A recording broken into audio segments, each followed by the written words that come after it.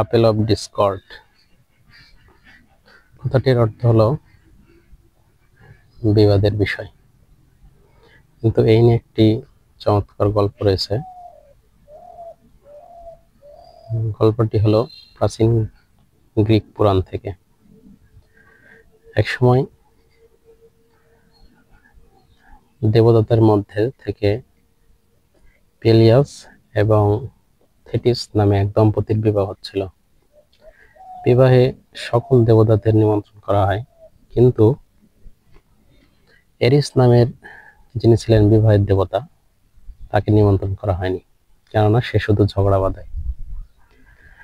এতে এরিস খুব রাগান্বিত হয়। রাগান্বিত হয়ে সে চুপিসারে আসরে প্রবেশ করে এবং একটি সোনার আপেল হাতে তুলে নেয়। তাতে লিখে দেয়, এটা শুধু সুন্দরীদের জন্য। ইংরেজিতে লেখা ছিল টু দি ফেয়ারেস্ট। লিখে আপেলটি ছুঁড়ে মারে।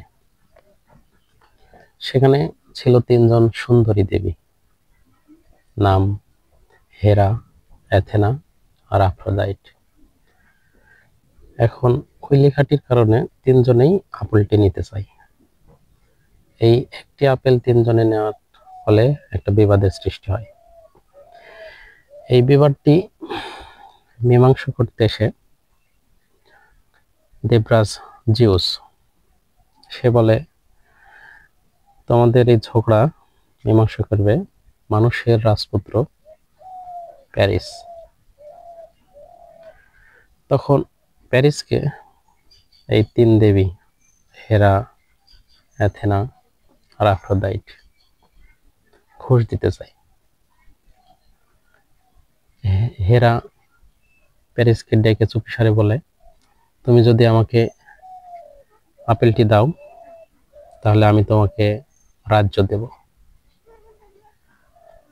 তারপরে অ্যাথেনা ডেকে প্যারিসকে বলে, তুমি যদি আপেলটি আমাকে দাও তাহলে আমি তোমাকে জ্ঞান দেব, জয় দেব। সর্বশেষ আফ্রোদাইট বলে, তুমি যদি আমাকে আপেলটি দাও তাহলে আমি তোমাকে বিশ্বের সবচেয়ে সুন্দরী মহিলার সাথে বিয়ে দেব। সেই সময় বিশ্বের সুন্দরী মহিলা ছিল হেলেন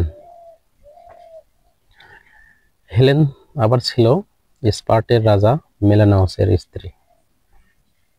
এখন এই যে দেবতার তাদের প্রতীক্ষা দিয়েছে যে তাকে সুন্দরী স্ত্রী উপহার দেবে, শুরু হয়ে যায় ট্রোজান যুদ্ধ।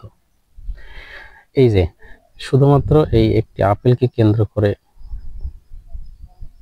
এই যুদ্ধ বিবাদ, সেই জন্যই কথাটি এসেছে আপেল অফ ডিসকর্ড, অর্থাৎ বিবাদের বিষয়। ধন্যবাদ সবাইকে। আসসালামু আলাইকুম।